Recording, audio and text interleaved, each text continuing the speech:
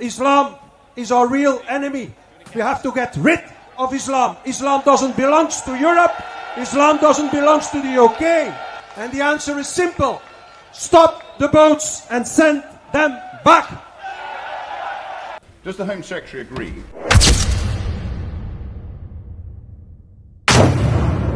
It is now happening in UK and all Europe. The people are ready to take it up to the next level. Since UK and European government are not doing anything, their hands are tied because Islam has infiltrated the parliament. The people are now massively ready to take it up to the next level, and these are their demands. It is either Islam leave their country, or this is what they say would happen.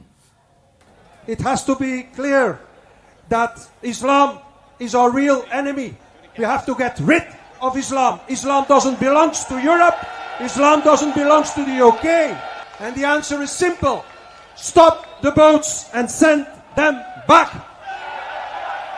Does the Home Secretary agree that if a migrant, legal or illegal, can't speak English, claims benefits, lives in social housing, refuses to work, rejects integration, commits crime, is a drain on our society, or even actively hates Britain and wishes to do us harm, that they should be removed from our country regardless of how many millions of deportations that will inevitably result in? The Honourable Gentleman has a different characterisation to the one I have from my own community about those who seek refuge in this country, because that isn't my experience. We are clear that if individuals commit crime, there must of course be consequences for that, including their removal from this country. But as I say, the Honourable Gentleman won't have to wait much longer to hear what the Home Secretary has to say, but I can't recognise his characterisation. Well, it's good to see the Home Secretary here taking some time off from her leadership campaign. She's quite clearly preparing a one-in, one-out policy for Number 10 Downing Street. Now, the Home Secretary has announced she wants to replace the government's entire immigration policy with Denmark's. Is that because the government has failed so badly in the year and a half since the election? Because since the election, illegal channel crossings have surged 55%, up to 62,000. New asylum claims have reached a record ever.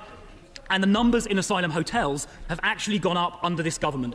And in just the 75 days since she became Home Secretary, 10,000 illegal immigrants have crossed the English Channel. But the Home Secretary... Oh, sorry.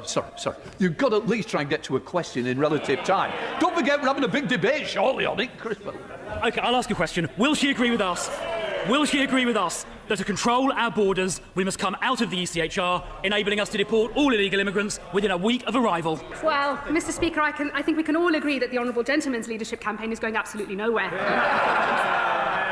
Let me tell him once again, his party reverts to an unworkable solution, a total gimmick, just like their failed Rwanda plan. £700 million spent and a total of 4 volunteers returned. Always from the party opposite, gimmicks and solutions that would never ever work. What you get from this government is a track record of an increase in removals based on what we inherited from that government, and a proper plan that will fix this broken system. Well, unlike her leader, our leader is not going anywhere. Our leader's not going anywhere, but hers most certainly is. She talks about out of Number 10. She talks about the Rwanda scheme. That Rwanda scheme never even started. It worked in Australia. It would have worked here. And after they cancelled it with no replacement, numbers have surged. The truth is that under this government, illegal immigration has gone up. There is a crime wave, including rape and murder, going with it. Her ideas are not radical enough. She wants to give illegal immigrants a 20-year path to citizenship. Order, please. I'm not being funny. The idea is to ask a question. Statements will be coming later. We're going to go through all this. Really doesn't help. If you want to pick which colleagues you don't want from your side to ask a question, because that's what you're taking the time off. Please, Shadow Home Secretary. She wants to give illegal immigrants a 20-year path to citizenship. We want to deport them. Will she accept our proposal to come out of the ECHR so we can actually control our borders? At what time London became Pakistan? At what time? At what moment Europe becomes North Korea? The answer is simple. London becomes Pakistan and Europe becomes North Korea the moment our authorities don't respect the freedom of speech anymore. And let's be clear, freedom of speech is under threat because we live in a so-called multicultural society. Mass immigration and multiculturalism are the Trojan horse of Islam. And Islam is the most dangerous thing for our society ever. It is. Islam is against freedom of expression. Yes, it is against freedom of religion. Alright, Muslims, if I may ask you, In the first place, what kept you in Europe? You are in Europe today because of freedom of expression, because of freedom of worship, right? Because Europe is not a Muslim country. But they allow you to be there because they practice freedom of expression, freedom of religion.